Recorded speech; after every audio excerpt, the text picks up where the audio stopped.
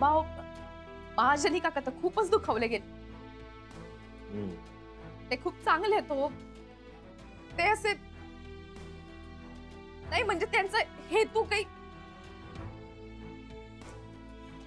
मला तर काहीच समजून नाही राहिलं. मी समजावेल त्यांना. तुम्हीच मला सांगा, पानवलकर साहेब आणि आनंद भाऊजी ते काऊन खोटं बोलतील? कुणास ठाऊक. हे सगळं खरं जरी असलं ना त्यांचं, तरी हा कुणास ठाऊक सुनबाई. गुरुनाथवर विश्वास ठेवावासाच वाटत नाही.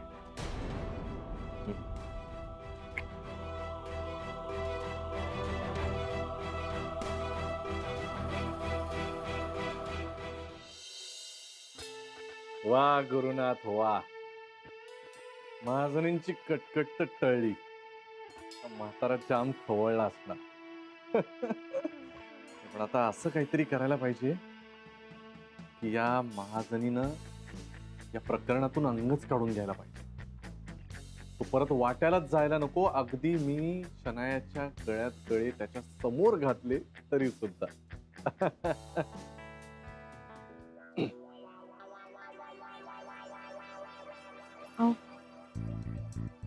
मी राधिका, मला काही ऐकायचं नाही आणि काही बोलायचंही नाही. जोपर्यंत तुझ्या मनातला माझ्याविषयीचा संशय जात नाही, मला काही बोलायची इच्छाच नाही तुझी.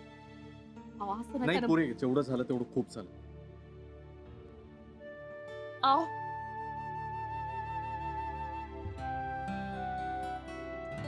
मी काय केलं म्हणजे यांचा राग जाईल? मला तर काही सुचूनच नाही राहिलं. तुला किती वेळ झाला विचारते, तू फ्रेंड आहेस ना माझ्या, सांग ना. अगं मी सांगितलं ना तुला.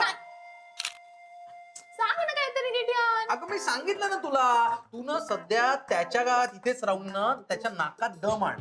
आणि माहितीये ना तुला गोल्डन ऑपॉर्च्युनिटी आहे ना आता त्याच्याकडनं हवं ते वसूल करण्याची. तुझ्या हातात ती सोन्याचं अंड देणारी कोंबडी लागली आहे, कोंबडी. त्याच कोंबडीचं काय?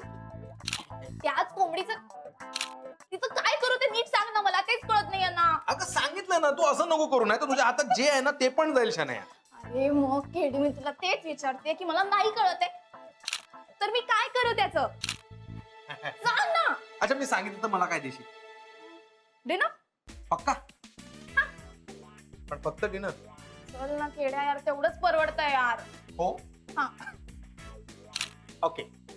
हे बघ कसं करायचं म्हणजे आधीनं राधिका आणि ऑफिसच्या लोकांना तुमचं पॅचअप झालं हे कळायला नको. किती भारी आहे, बघू बघू बघू. अगं मी काय सांगतोय त्याच्याकडे लक्ष आहे का तुझं? Sorry sorry sorry. हा.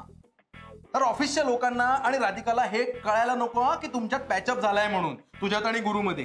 नाहीतर मग प्रॉब्लेम होतील. आणि किती किती राग आला तरी हॅव पेशन्स. अजिबात म्हणजे अजिबात रागवायचं नाही. हा.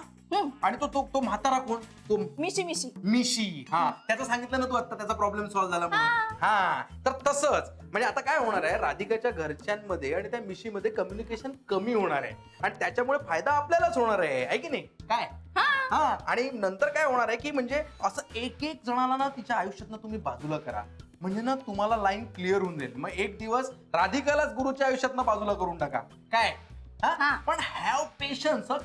कितीही राग आला तरी हॅव पेशन्स, कारण दुर्घटना से देर भली. हा. आणि शनाया तुला आता ऑफिसला जायचं होतं ना, तर तू आता ऑफिसला जा, कारण की आता ना म्हणजे काय ना खूप झालं सांगू ना. आणि तिथे जाऊन काय करायचं म्हणजे तुला काही वाटलं, असं प्रॉब्लेम वाटला आणि खूप असा राग आला तरी मला फोन कर आधी, मी सांगेन, त्याच्यानंतरच तू काहीतरी करायचं. ओके. कळतंय का तुला? हा मग कळलं मला. बरोबर आहे, गॅरीचं चुकलंच आहे ना, त्याला कळलं पाहिजे. असं कसं वागू शकतो माझ्याशी? त्यांनी कंपल्सेट केलंच पाहिजे. Thanks, bye. ओके. काहीही कळलेलं नाही यायला.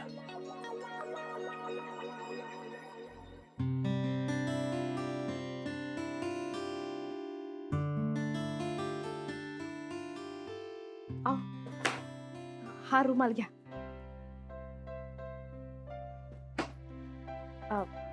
मी काय म्हणून राहिले, आज तुम्ही लवकर याल ना? अथर्वला बाहेर घेऊन जायचंय फिरायला.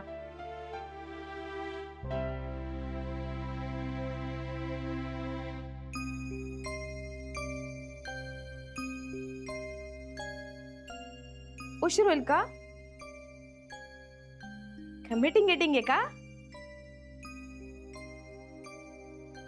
बरं मग नाश्ता करून घ्या. आई मी येतो. गुरु नाश्ता करून घे ना बा. मग दिवसभरामध्ये मिटिंगा गिटिंगा लागल्या तर मग काहीच होत नाही. बघ जेवण वगैरे तसंच राहते ना. घे नाश्ता झाला. आई मला भूक नाहीये आणि डबा पण नकोय. आव गुरु आव आव. ए राधिका पाहणं हे खूपच चिडलेत माझ्यावरती. जाऊ दे ना. चिडेल होईल त्याचा राग शांत. तर तू त्याच्या उगीच मागे मागे करू नको बरं. अजून चिडेल तो. चल पण जे झालं ते वाईटच झालं. चुकलंच ग. म्हणूनच तर मी महाजनी भाऊंना ठणकावून सांगितलं बरं. तर मी तरी का करणार बरं. मलाही वाईट वाटत होतं पण माझाही नाईलाज होता ना. काय ना मला तुमच्या दोघांच्या संसारामध्ये पुन्हा काही झमेले नको आहेत बाई. खरंच सांगते. आणि आई महाजनी काकांना तरी कसं समजवणार. त्यांचं प्रेम काळजी सगळं कळून राहिलं मला. पण जाऊ विषय जाऊ दे तू. चल आता पा हे डबा न घेताच गेले. मला आता फारच वाईट वाटून राहील. आधीच यांना बाहेरचं चालत नाही. हे पावसा पाण्याचे दिवस. पाय बरं. काय करावं. आता हे पण तुला सांगितलं पाहिजे का का करायचं ते. घेन डबा उचल आणि जा ना ऑफिसामध्ये दे जेनीला. नाही तर एक काम कर बाई. तू स्वतःच्या हाताने त्या डबा खिलव आणि मग जा दुकानावर. का हो आई असंच करते. डबा घेऊन जाते आधी ऑफिसला आणि तिथूनच दुकानात चालली जाईल. हा ये. सुनबाई असंच कर. आले पाय. ठीक आहे. आज पाऊस नसल्यामुळे भाजीपाला छान मिळाला. महाग झाली ना भाजी. महाग आता होणारच. आता महाग महाग म्हणून काय खाण्याचं सोडायचं. सामान्य माणूस करूच का शकतो. फार फार तर महाग आहे म्हणून थोडा ओरडणार. शेवटी माणसाला जे हवं ते हवंच ना. हो ना. बाबा पाणी घ्या. जरा चहा ठेव ना बाई. हा, ते पहिल्यांदा ठेव बाई. हो मांडते.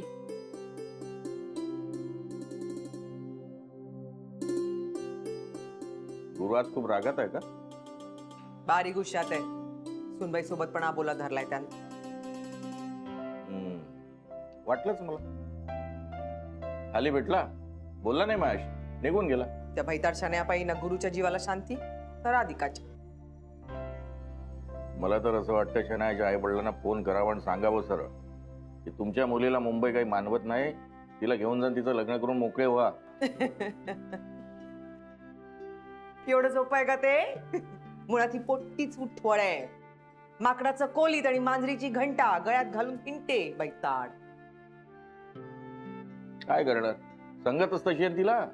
आव. तिची एक मैत्रीण ईशा दुसरी समिता.